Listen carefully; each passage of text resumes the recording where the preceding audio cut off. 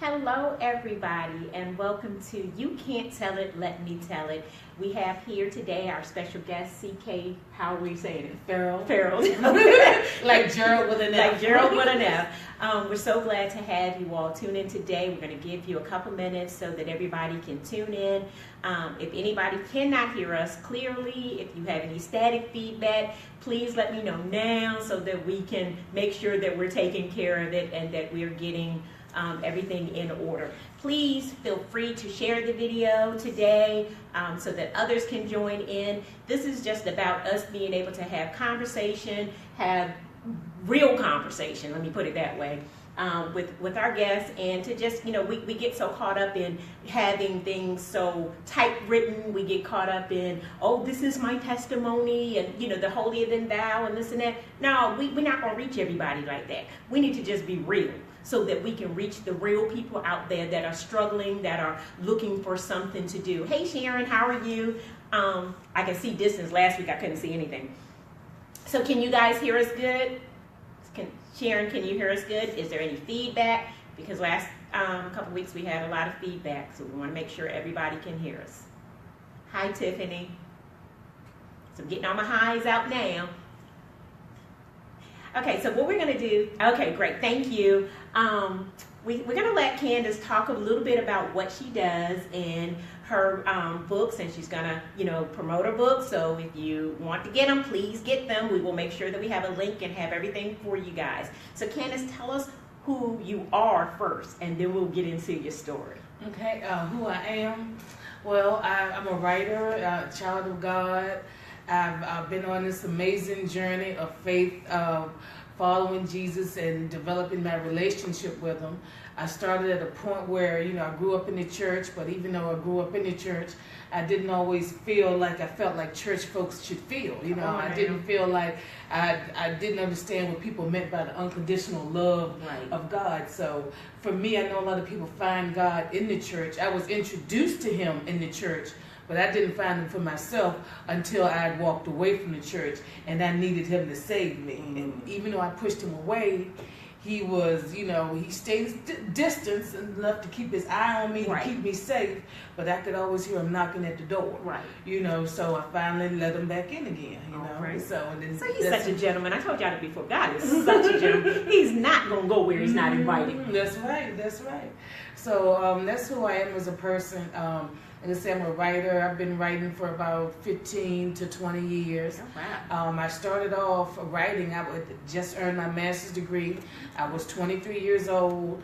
I had moved down to Atlanta, Georgia, outside of Atlanta, because I wanted to see, what all was out there. Because it was the up-and-coming Mecca back in this time. Yeah. And I got in a job, but I still wasn't really fulfilled. So what I did was I started flipping through an old yearbook, and I found when my 11th grade English teacher told me to never stop writing. So the first thing I wanted to do for myself, or first thing I wanted to do, is I wanted to start like a magazine, because I'd always been interested in politics, in social, just a social political magazines, for the community. Right. But then I realized, what, I didn't have any credibility because I had a lot of issues within myself that I hadn't dealt with. Like most of us. So that's when I really started writing about myself, because I wanted to be, you're not necessarily, it's not a thing of perfection, but I wanted to be real. Right. And let people know that I was coming from a real place. Right. Because I've always had a desire to do something for my life that involved helping others. But, I finally figured out that it was writing that gave you that passion. Exactly. Awesome. Exactly. Yeah. Awesome. So talk about your books. Okay. So my first book is called Candy Dreams. I remember the beginning. And even though you see this young girl on the cover, what this really represents is the fact that as an adult, I found myself in this really dark and destructive place. So I journeyed back to my childhood so I can figure out, wait a minute, what happened to me? I was here full of all these hopes and dreams. So I go back to my childhood because I'm trying to figure out and take an inventory of some of the things that changed me. Wow. So there is some adult content in my books. They are faith-based, but I tell a good... Okay, we're back. Okay, we're back. All right, so go back with you. So I was just saying, I tell the good and the bad, because you just can't, oh, God is good, God is good. and reach people who are in those dark places, because they're not going to have any idea what you're talking about. Absolutely. Role reversal turned pain into power, and I call this book my discovery. I call this one the recovery, because this is where I'm actually really starting to deal with some of the issues that I find in Candy Dreams, and I'm digging deep. I'm pulling through all my layers, because I want my change to be permanent. You know, exactly. A lot of times we deal with the surface level stuff. I mean, I'm trying to get all up in there. Right. And you can see on the cover that I'm in the fire, and then I come out the fire, and I have my weapon, which is my ink pen. Because I believe God gives us all a gift, and those gifts He wants us to use, you know, to uplift Him and to help other people. You know, you seek Him first, and everything else is added into you. So that's where I'm, you know, at with that. And these are poetic autobiographies. So they're individual poems that I wove together to tell my story. Okay. So if you read the book cover to cover, it's a story. But then you always have your poems, like you have a bad day, need a good laugh, need a good cry, and then you know which piece you can pick up. So gotcha. That's interesting, because I've never seen anybody do poetry that goes basically into an entire story. Right. That's interesting. Because I wanted something that would challenge myself. Right. And the way I write is, you know, I can write anything. I've, you know, written all types of different types of format in writing, but it just seems that when I write about myself, a lot of times it comes out in a rhythm. It comes out in the poetry. Maybe it's because, you know, I'm writing about some hard topics that I don't necessarily want to write about. But my thing is that I, you know, I just let, whenever I'm writing, I'm just like, okay, Lord, what do you want me to say? Or help me get out what's in here that you want to go on paper. Right. So that's where I write from. You know, because it's not just about helping you. Right. It's helping you to be able to do that microdermabrasion, so to speak, so that you can clean those layers off, but also help somebody else who's dealing with issues themselves. Exactly. Yeah. Because this, I consider this my fruit. You know, like you said, you should be known by the fruit that you bear. So I consider this my fruit. You know, this is how I help people. I want to use the things that have hurt me, that I've seen hurt other people, and I want to just take the power from them and give it back to the person that, you know, it's meant to hurt. Okay, so since we're talking about hurt, let's talk about candy. The candy that's on the left. How did you get to be where you are? You know, because we all have a story. We all gone through something. But as we, you know, our show is that I can't tell it. You have to be able to tell it, because so many people want to tell somebody else's testimony, or want to tell, oh yeah, I remember when you did it. Well, you can't tell me what I've been through, because I went through it. So talk about some of the things that you went through, if you don't mind, that helped you to get to where you are now, because you got to go through the fire to get through the purification. I would just say there was a lot of different things. You know, I would say, but the main thing that stands out for me was anger and just unconditional love, and feeling that I was only loved for certain things. You know, because I grew up, I was a smart kid, and always people talk about smart, but I also grew up as the fat kid too. So it was like I had to always be smart. So I could not find myself, you know, and there were different parts of me that I just left out there because I always had to be the smart person. You know, so I missed out on a lot of other things in life that, you know, that I probably should have known, but I was always focused on the books. Like I didn't pay a lot of attention to people. You know, I just, you know, and if you're talking about some of the negative, and I know that's... No, I mean, just because, and that's true, so many, we get... When people send, I tell people, when you send your kid off, just college or whatever, and your kid's super smart, but you had never experienced life. At some point, they're going to experience life. Exactly. And it's not going to be, not always in the most positive light, because they never delved into why they were children, or why they were growing up. And when you go through some things prior to getting older, you know, you can mess yourself up. Exactly. And I think, you know, that's where I was. I was always this, you know, mental person that wouldn't allow myself to feel anything. So when things did happen to me as a young child, things that I should have been upset or mad about, I'm tough, I'm strong, I'm good, I can handle it, you know. And then when it came down to the one thing that just bust me wide open, you know, I couldn't handle it. And at that point, I was already a drinker, you know, because drinking was fun. I used to hang out and drink all the time. I know. You know, I was already smoking. I was a little pothead. You know, I was already just smoking. You know, just living that life. And but when the thing that happened, and it was losing my brother in an car accident, I wasn't mentally or spiritually prepared for that. Right. So I started coping in other ways. Right. And I started coping, and I started lacing my weed with crack cocaine. Mm-hmm. And, you know, whatever, you know, because I'm sitting up here trying to numb the pain. Right. And then find out that, you know, while I'm numbing this pain, you know, it's also keeping the good things away. Right. You know, so I'm not able to heal. And I can tell you, I remember the night that I felt like it went from recreational for me using a drug to me abusing the drug. I remember sitting on the floor, and this was probably a few months after my brother had died, and I was sitting up there about to roll, you know, up my little wood or spliff or whatever you would call it. Mm-hmm. And I remember just being angry, and I could feel like, I felt like the Lord was talking to me like, okay, don't do that. You know, you on the edge now. Right. You know, one more, you're going to be to the point where you can't stop on your own. Right. And I remember just saying to him, well, are you going to bring my brother back? No. Well, guess what I'm about to do right now? Mm-hmm. Because I was so angry at him. So, you know, that's where, you know, where I start, you know, just remembering things. I'm just like, okay, this is what really changed me. Because before then, I had a lot of things that you think that you would want this lifetime. I was living in a house. I had different possibilities as far as career. Now, I had already decided I wanted to write at that time, but I wasn't so deep into it as far as writing where, you know, other jobs didn't catch my interest. Right. You know, I hadn't completely dedicated myself. I wasn't in it to win it at that point. You know, it was just somewhere where I'm writing and I'm gonna do this. Right. You know, I hadn't zoned in on it. So, you know, I remember that, you know, I was saying, okay, Lord, what, you're not gonna bring my brother back? So it's on. It's on, right. You know, and asking him, you know what, I just need you to, you know, leave me alone for a little while, Lord, because I felt like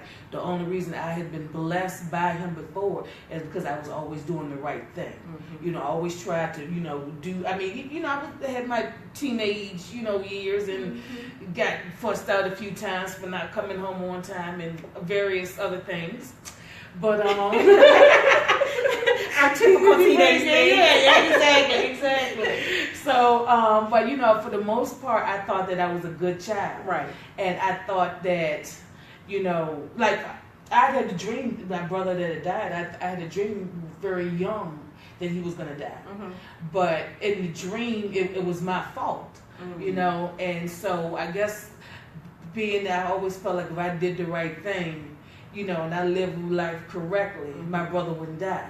So but that's not happening. Yeah, oh yeah. That felt like, you know, I did everything that I possibly could do. And then that even goes up to the last time when I saw my brother. You know, the last time I saw him, he wasn't supposed to be with me, right. But he was there because my car had broken down. And so after my car broke down, he went home. And then, you know, he died like a couple of days later. Right. You know, so I'm thinking, well, he should have, if he had been down there with me still, or, you know, maybe if my car hadn't been messed up and he had been up there first and then come down, you know, all types of stuff that you feel. Right. And instead of, at that point, you don't think about, well, God, you know, it's beyond my control. Right, you know, things in this world happen, and they happen as much as we want to plan them, as much as we want to outline what's going to happen, we can't. You know, things happen, good, bad, and the good, bad, and ugly. All of it happens. Yeah. So then at that point, you've reached the point now where I've crossed over. So where do you go from that point? Oh, from that point, I think I had watched, I saw this movie and I remember them talking about living off the grid. And I was like, you know what? I'm going to live off the grid. Because, you know, when I was coming up, I always was an Incredible Hulk fan. And then, you know, it always amazed me how he could go telling our age. It always amazed me how he could go to like different places and then start over, have this little job and, you know, make an impact. So I was like, well, you know, I can do something like that, but I wanted to get off the grid because I'd always had my own phone, own car, own where you knew where to find me. I made it so that you couldn't find me, that you had to go, you know, I mean, I was staying with my mom primarily, but when I say primarily, there was any other number of places that you could find me. You know, I didn't have a car, but I knew how to catch a ride. And I'm going to tell you, during that time, I was extremely blessed because I always worked.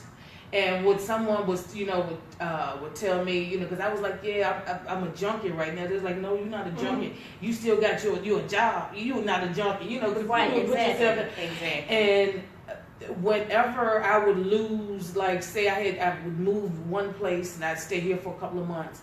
Whenever I would lose one form of transportation, God always had it worked out where it was just like the very next day. It'd be something else, So even though I asked him to, let me go, he didn't really let me go. Right, because you belong to him. Exactly. But yeah, I just lived off the grid for probably a couple of years. You would have to find my sister to find me. You would have to call my job to find me because I felt like, being responsible and doing all the things you were supposed to do didn't get me anywhere. And look at all the fun and stuff I missed out on life, just being carefree, not having a feel a care in the world. So I'm like, I'm gonna live off the grid for a couple of years, and that's what I did.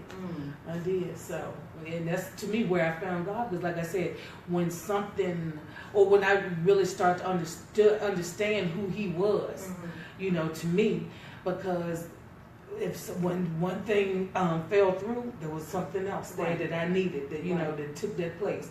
And there's a lot of times without me even really asking for it, it would just be like, okay, the bus doesn't go this far anymore, starting on Monday. On Sunday when I find that out, then I meet someone or someone, there's a new person at work, I come that way every day. You want me to pick you up? And I was just like, really? So everything worked out. Yeah, and I mean, it was amazing how many times that happened, and I was still doing the drugs. Right. So when I started, I was like, I'm setting up. When I decided, okay, I'm done with that. I'm trying to get myself free. I would always say to myself, look at all the stuff you did to get high. You know what I'm saying? You can't do that. Right. You can't do. Well, not those exact things, but you can't work that hard, to do good stuff. Exactly. Because they call rock work for a reason. Because you're going to work. You're going to work. You're going to do some work. And that's the first time I heard somebody say that. And that's so true because I see, what we do out on the street. You see it all the time. Yeah. Some of the things. And then they ask themselves, why do I do this? I don't know why I do this, but I got to keep chasing this high and I got to keep doing it. So in order to keep getting this high, I got to keep doing the things that I'm doing to make sure I'm either getting the money or I'm getting somewhere to stay. So you got to do it. That's what you have to do. Because you will work for it. Or the work shoot. Right. That's But I mean that is true. I mean you got to do some stuff. So when you realize that you reached the point of your, it's time to get it together.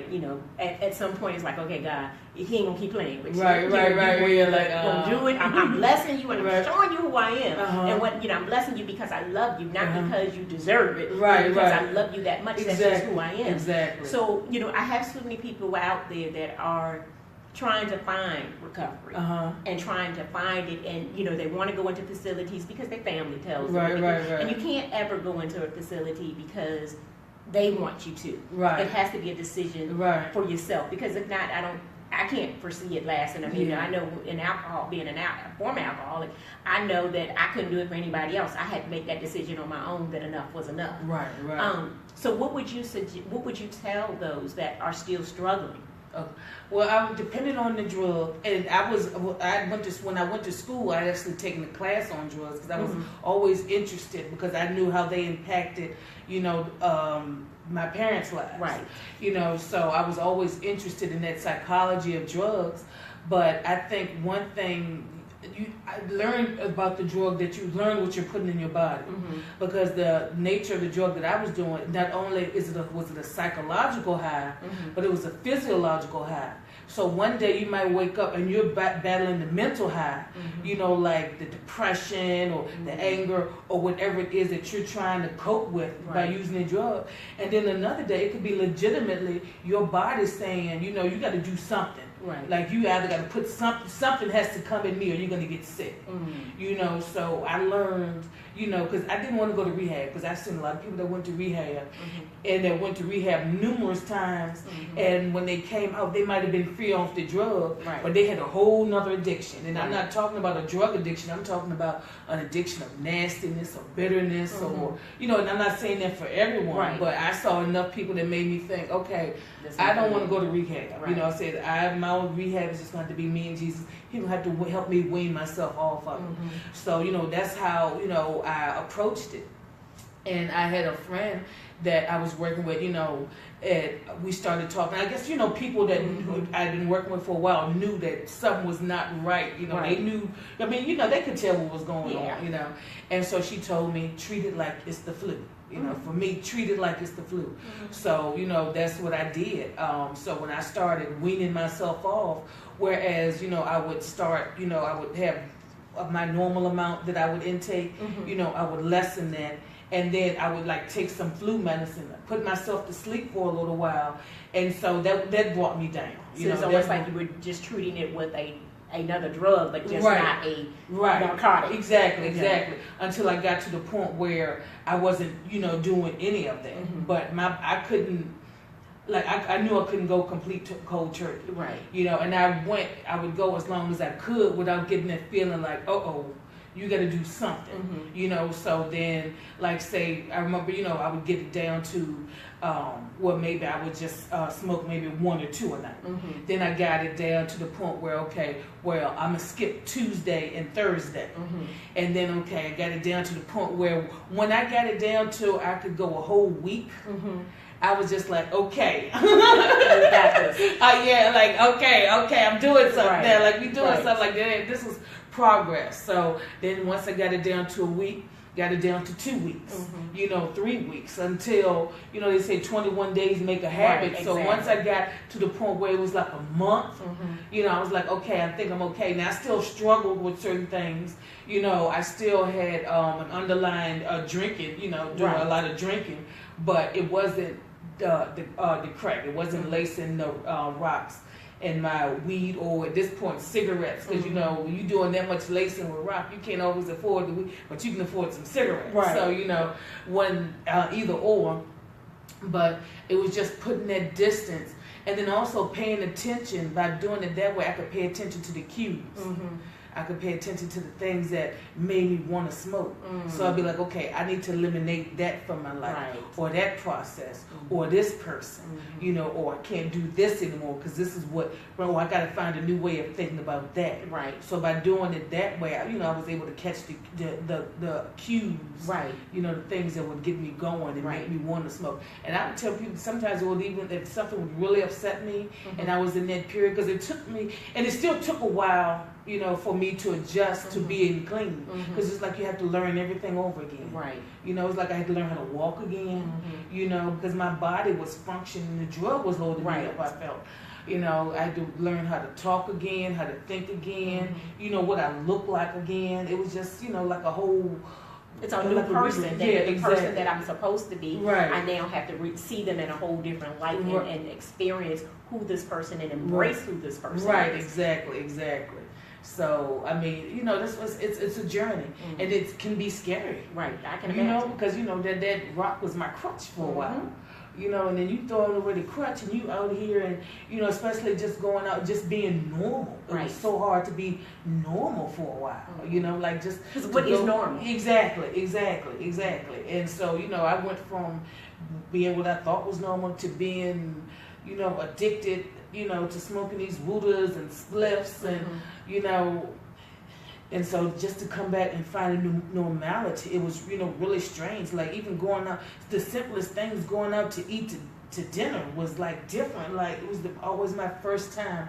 It was like everything was the first time again. It's almost like paranoia steps in, because it's like everybody looking at me now. Right. What are they seeing? Are they seeing my issues? Are they seeing my Exactly. Do I look high? Do I look clean? Right. Your mind is always playing tricks on you, so you have to always stay one step ahead of your mind. Right. You know, that may not make sense, but you really do have to stay a step, because we think so much. We're thinking creatures. And we have to stay. You know, our mind will say, oh, you know you can't do this, and you gotta have that other thought in your mind mind that says, nope, I can conquer this. I'm gonna be okay. Nobody's looking at me. Exactly. like get a grip, you right. know.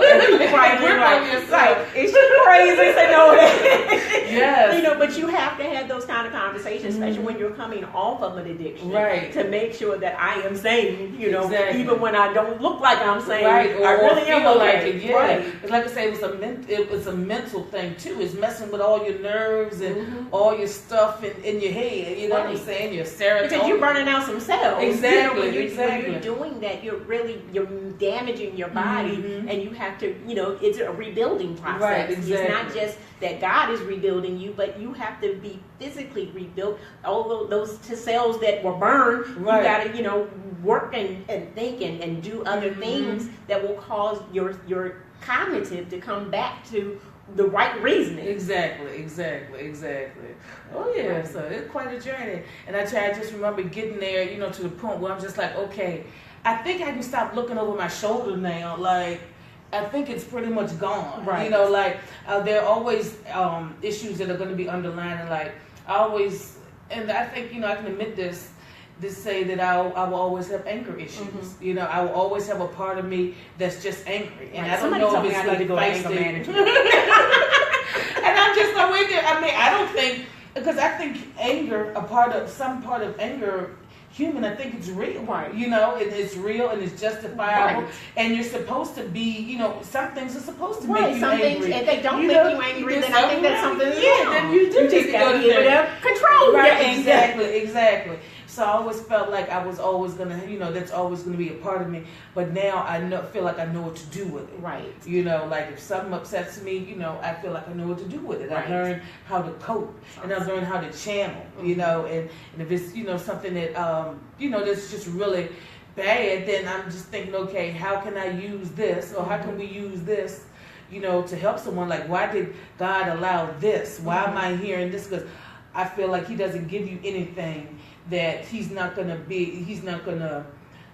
that you can't use for somebody else. Right. You know, so. Because everything that we've gone through, you know, I tell you, we've heard it over and over in the churches and everywhere else. If you don't have a testimony, you have nothing to share. Right. You know, who can you help without having your testimony? And I think that's why it's so important that we have to be willing to be real with people about what we've experienced in this life, because there are people out there that God has specifically assigned to your hands. And if you don't share what you've been through, then how are they going to ever be helped? Right. You know, of course, you know, I believe God will give them someone else if we don't do what we're supposed to do. Right. But I think that it's so important that we just have to be, and I cannot stress it enough, we got to be real. We can't do cliches. We cannot quote scripture to everybody every day, because if I'm out there in the middle of the trial, if I'm out there in the middle of the street getting high, I ain't trying to hear you quote no scripture to me. You can give me a scripture, but give it the scripture that I can be able to digest. Because, you know, and I can say the same thing in that scripture, but in modern day language that they're going to be able to grasp, and that's going to give them hope to be able to reach to another day. And I'm sure that you've probably encountered some people that you used to get high with, that you used to hang out with, and they're looking at you like, okay, you know, she different. Right. Oh yeah, not too long ago, I was coming out of a restaurant, and I was coming out of a restaurant, and there was somebody, and they asked me for a pen or something. They asked me for, and I was just like, okay, you know, and then they was like, it's me. And I was like, you, and they told me a name, and I was just like, oh, and I remember them, they were one of my chief go-to people, you know, when I was trying to do dirt, they was somebody I could always call up and get a nice little, you know, deal or whatnot. And, you know, I spoke, you know, and I was very polite, and it was just the way that they looked at me was just like, okay, they looking for signs. Like, they're trying to see what...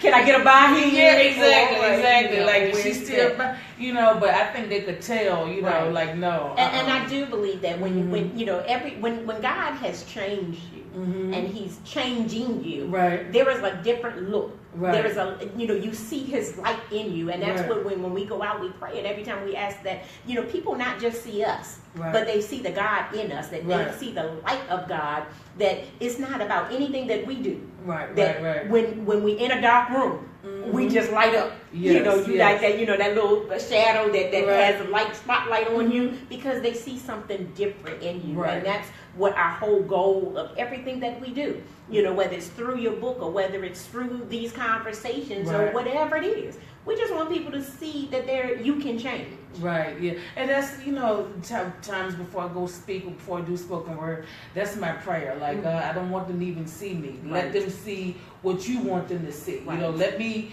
you know, portray what you want me to portray. You know, let me say what I'm supposed to say for you. I don't want this to be about me, because I see what my life was when I made it about me. Right. You know, and, you know, he's more than that. You know? And we would never tell anybody that getting off drugs is easy. Oh, no. It's an everyday journey, whether it's drugs, whether it's alcohol, or whatever the situation it is that you find yourself in. It could be promiscuity. It could be, you know, whatever your addiction is, whatever that causes you to fall into sin, that's your addiction. Right. You know, so, and it's your mind is never going to be yours, and vice versa. So whatever it is, it's a daily struggle. Right. And as long as you keep prayer, you keep your faith intact, you keep your relationship with God, you know, you have a channel and support people like, you know, your friends. You have people that will, hey, wait a minute, come on, we're going to pull you up. Something ain't right with you. You know, and I think accountability is so important, that when you see, you know, I see a lot of friends, you know, I tell my friends all the time, if you see me looking jacked up, please tell me. Don't you let me walk out of the house looking like I'm crazy.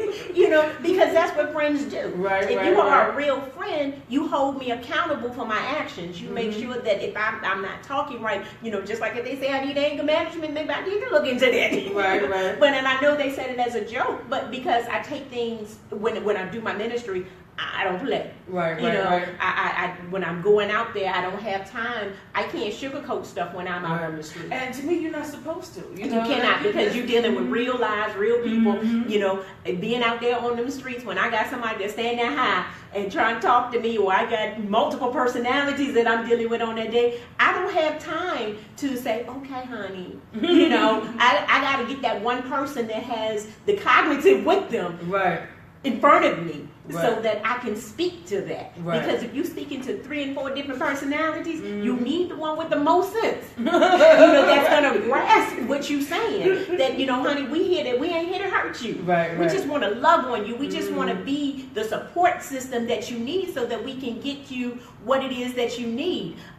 Somebody was saying something. I was trying to see what it is. I can't see that far. But we just want to encourage people to just, you know, as we say, keep that support system. Find something, not, I want to say a substitute, but if you find a substitute, find a good substitute. Something that's going to, you know, unfortunately, my substitute became shopping. I love shoes. You know, and I'm trying to get a grasp on that. Because you can take one addiction and make it another addiction. And that had become an addiction. I just love shoes so much. And we're back. We don't know why we keep losing, but, you know, it ain't nothing but the devil, but, you know, we ain't even going to give him that kind of grace. Because he don't know who he messing with. Because he got some crazy radical people who don't mind doing whatever they need to do for the Lord. You know, again, we said just make sure that you stay connected with a good support system that you have. You got to look at those. We always promote. Look at your front row. Who is in your front row? If those people are not supporting you, if they are not pushing you, if they're not propelling you into purpose, if they're not saying, look here, you know, let me check you, then you don't need them on your front row. You might need to move them into another row in the theater, maybe the back row, or maybe somewhere behind the curtain. But they need to stay in there because they help to continue to keep you focused. So we got to make sure that we hold not just our friends accountable, our friends hold us accountable, the people around us, and you hold yourself accountable. Because that's the most important thing that got you through that. You became accountable for your own actions because you were destroying your life. And you knew that you had purpose. Stop blaming on what mama did 10 years ago, and what daddy did, or what such and such did, because everybody has stuff done to them. You know, like I wasn't taking into consideration some of the things that might have happened to my mom that may have made her, you know, not make the best decision when it came to, you know, whatever subject in my life. You know, so, but that didn't give me the reason to, you know, destroy myself or allow myself to be destroyed. So that was a big part of it. And that was probably the most painful part, because when you're younger, you know, it's always somebody else's fault. But when you get to that point when you have to say, okay, Yeah, that was me. You know, it's hard because you don't want to beat yourself up. Right. You feel like it's beating yourself, but it's not. It's saying that you have the power. You're actually giving yourself power by taking accountability. Right. You know, because we all make mistakes. Yes. You know, you don't know until somebody tells you. You know, and then you might be caught in a pattern. Sometimes it's a pattern, and you don't even know that you're in a pattern. You're in a cycle until you take responsibility and say, "Hey, you know, I'm gonna break that," because there's certain patterns. It took me years to break myself out of. Just not, you know, like I had a pattern of self-sabotage.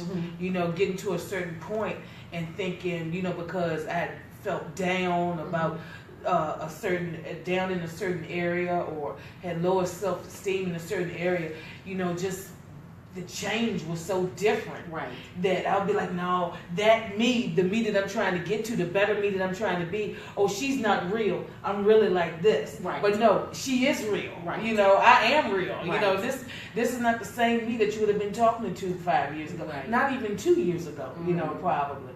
You know, so and that was a pattern that I would have to break. I would have to catch myself saying, okay, you made progress. You know, why are you trying to slide back? Or why is this thinking? And I mean, it's not even talking about drugs. I'm just talking about negative thought patterns. In general, yeah. Yeah. Something that you said that was really, really profound, and that how we don't know what our parents went through. Exactly. Or what situation when we get in there, we blame them. Well, why did you allow this to happen to me? Why do you know, sometimes it is there. You know, they could have prevented it. There are situations that they could have prevented. You know, whether it's, you know, you allowed your spouse to constantly molest you and you knew about it. Yes, that's a situation that a parent could take care of. But if a parent didn't know or had been beaten or gone through some situations, we don't know that because back then, you don't talk about what you've been through. You don't deal with those situations. So whatever happens in this house stays in this house. You know, and so many times that generational curse just goes on and on and on, and it basically almost destroys our lives because we get caught up in that. You know, we don't know. You can't seek the help that you need. You don't know where to go. You don't know who to talk to. You haven't even verbalized it. Exactly. You know, so how can you get help for something that you can't acknowledge what it is? How can you get the necessary help that you need when you don't do the things that you're supposed to do? You know, I think that we just need to focus on those things and just be more attuned to our own inabilities and our own things that go on that happens. It was just my supervisor. Y'all heard a crazy noise? It was my supervisor. Every time I have to do these videos and I come into the office, he always want to play. So I'm gonna put them on blast. You won't play, I'm gonna put you on blast. So, you know, especially when we're doing something important. But you know, I just want to thank you for sharing. I want you to read something from your. Okay, sure. Let's see. I don't know. Whatever you want to read. Let's see. Just to give them a taste. A taste. All right, let me see. Because when you get a little taste, you know how when you get just a little bit, you want more. So we want you to get a little taste of some of her writings so that you can go and get her books and support. You know, we have a lot of things that are going on in our county. We're both from Nottoway County. We have a lot going on in our county, and we say that we're Nottoway strong. So in order to be Nottoway strong, that means that we have to support one another. And while we're waiting for her to find what she wants to read, we do want to take this time to extend our deepest condolences to the Hawks family, to the Lawson family, and to the White family. We love you all. We are here to support you, whatever you need. City of Jericho, myself, Candy, we're all here. We just want to be there to love you guys, to just help, whether you just need somebody to talk to, you just need somebody to stand with you. We just want you guys to know that we love you and we are truly Nottoway strong. Yes, ma'am. Yes, my deepest condolences to the family. It's a horrible thing, but you can make it. You're gonna make it. You're gonna make it. The power of prayer. I tell you, I was just speechless. You know. Okay, so I'm gonna go to this piece is called The Heart Stopper, since this is on subject from what we're talking about. And I'll tell you before I read this piece actually took me years to write. Okay. Because I wrote the first couple of lines, and I would write a little bit more, but I really couldn't get past the first couple of lines. Okay. So, and you'll see why. Okay, so this is called the Heart Stopper. The last time I smoked that shit was a silly attempt to forget the list of things that happened to me that caused me to not want to believe, that caused me to want to give up hope and ignore the call of my dreams, to let all I cared for slide through life's seams. It was an attempt to deny the pains overtaking my heart, an attempt to elicit more strength when mine had run out. The rock made me an accomplice, pushed me to the edge of destruction. It had me surrendering to the world's cheap seductions. Those wooters and spliffs, they hardened my walls and made seem a bed of roses the darkness in which I crawled. That made ambition seem a naive and foolish pursuit. That made seem normal the tragedies I lived through. It had me feeling, truly believing, love was never meant to last. That in this earthly world, I was a useless outcast. I used the rock as a block to mask my terrible sadness, but its numbing effects only exacerbated my madness. The last time I smoked that was only an attempt to forget the list of things that happened to me that caused me to think I had no reasons to breathe. That was the Heart Stopper. Wow. Wow. Okay. Yeah, we both trying not to cry. Yeah, because you just never know what somebody's going through. And to be able to write your pain and to put it down the best that you know how, I commend you. And I thank God for where you are today. I thank God that we were able to cross paths again, because Yes, I have not seen you in years. Yes. To just see how God is just using you. And I believe, and I do want to get some of these books, because I would love to pass them out on the street and give them to some of our ladies who are trying to find themselves and trying to get out of the addictions, but they just don't know how. Right. We've had a couple that wrote poetry, and I do want to try to get you in touch with them. Just amazing how we can take the pain and turn it into the purpose that God has. Yes, exactly. Mm-hmm. So Kathy Goose says she wants one. We'll make sure that you get one, Miss Kathy. And Miss Kathy, you gonna pay for it. Yes, please, Miss Kathy. It is not a gift from your pastor to you. So please contact us. We'll make sure that we have Candy's information online. She's tagged on this post, so you can go and contact her directly. We do have a guest in here with us. We want to let her come and just talk about, she has a women's conference that's coming up. Well, we're planning. Oh, we you're just planning. started planning. Okay, but so you... honey, come on here. I'm going to step out the way. Okay. See, she didn't expect to come. You just never know when you're here with me. I was so not prepared. You were so not prepared. But how you gonna not be prepared and look this cute? Be ever ready? That's right, at all times. So tell us, just introduce yourself, and because we just met today. So Yes, I just met this angel today.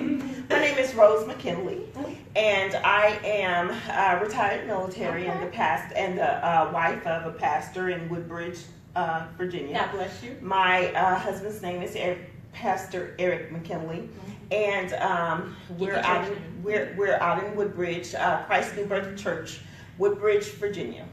Okay, and so tell us about the conference, if you can, a little bit, so we can start preparing ourselves. God has put so much. I want to first say I thank God for Candy. Yes, I met her 2 years ago for a women's conference that God kind of placed on my heart about this thing that he's trying, this movement he's doing through women. Yes. And I happened up on her. Normally I would avoid vendors. Mm-hmm. And somehow I found myself on the side of the PX where she was, and it just took off. It was unbelievable. It was truly an act of God. Yes. because he had given me this this idea of something that he wanted to move women to help us identify who we are. Yes. So many of us have we identify ourselves through our human earthly DNA. Yes. But there's a DNA that's so much higher. Come on. And that is our divine Yes. DNA given to us by our Creator Himself. Yes. And that's what the first conference was about. It was about loving on women, letting women know that we are precious, precious jewels in His sight. And there's so much that He wants to do through us. And He's placed it in us to do it. That's right. So she participated with the first one, and I became slack after that, I guess, because when you know you're walking in God, when you make that commitment, the devil comes up against you because he know ain't nothing but some trouble. That's right. And he comes at you. He doesn't play fair. He comes at you in some places, in some ways, and through some people that you never expect. Yes. And if you're not prepared, it takes your breath away. It knocks you down. It takes you a minute to get up. Yes, been there. I'm up, squared, shoulders squared. This conference, I don't even like to call it a conference. A movement. Because it is a movement. It's a women's movement. It's about planting seeds. It's about identifying the seed that is already in us, placed in us by our Creator. Yes. Identifying it, claiming it, and planting it. And we as women, we've gone astray. We've gone so far off the beaten path because we don't know. Yes. Because we've put so much value into what the world tells us about us. But the world can't define us if we've already been defined. Yes. We just have to own it. Right. That's right. We have to know it and we have to own it. And that's what this movement is about. Okay. And we're looking to do it in April of 2018, and it's going to be twofold. We're going to do the planning part in April, where we are inviting women.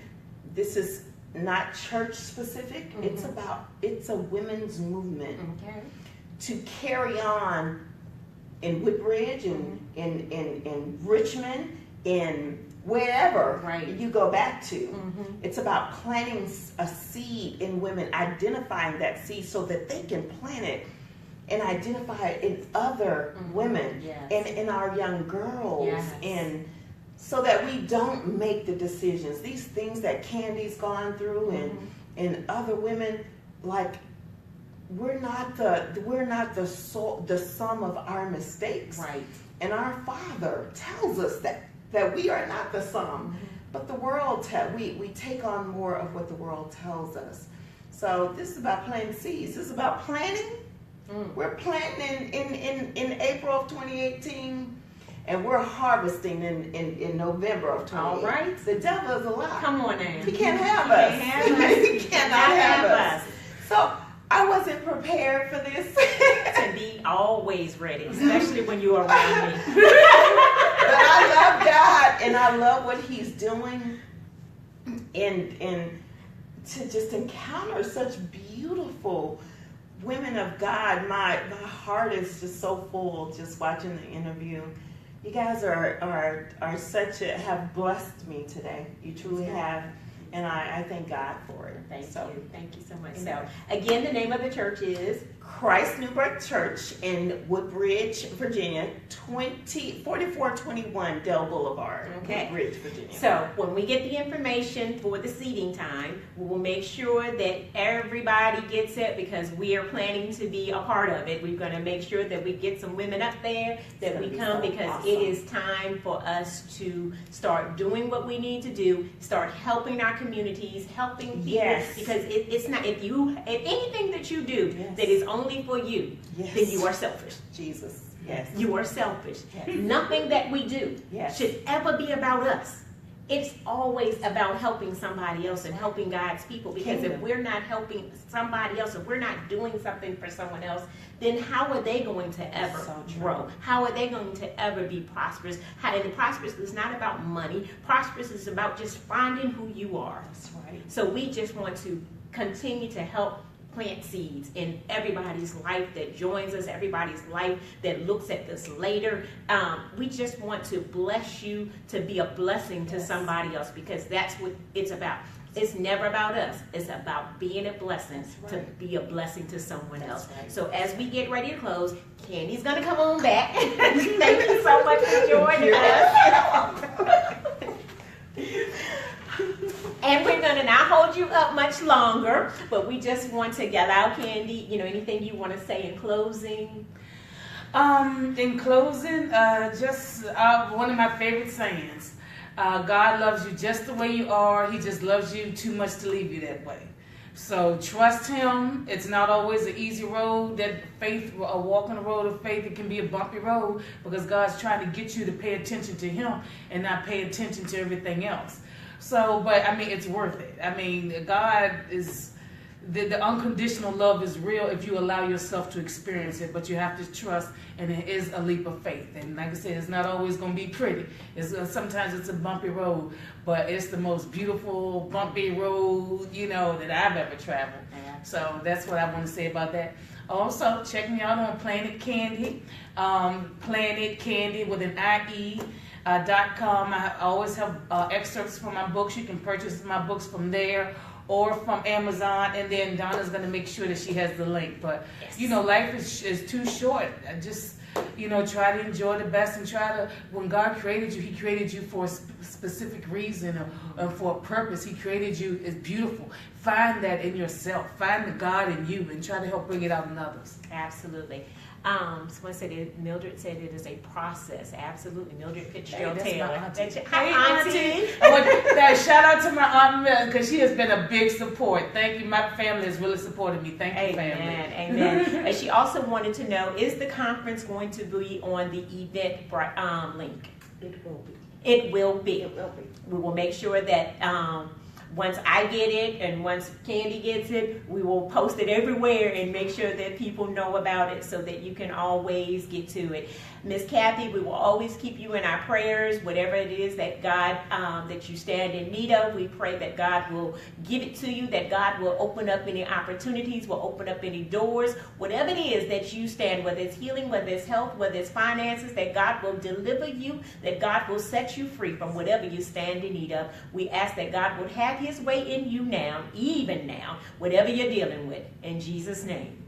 And we will continue to add you to our prayer list. If anybody has any quick questions, if we missed them, we're sorry. I don't want to get up to go scroll back to see what you asked. If we missed them, we'll go back through them later and check with them, and we'll make sure that we respond. If you have any questions on needing help with rehab, if you one of your family members, you're looking for rehab resources, please contact us. We'll make sure that you have them. If you are in need of resources for whatever your situation is, whether the last couple of times we talked about domestic violence, we've talked about addiction a lot, and we've talked about homelessness, we've talked about, you name it, we've dealt with it. So whatever it is that you stand in need of, whether you need those resources, please let us know so that we can get them to. There's no need for anybody to be without, because there's so many things that we can provide you that will help you get to the step where you need to be. So we just want to let you know that no matter what you're going through, we are praying for you, and most importantly, we love you. Here's your hug for today. God bless you. Amen.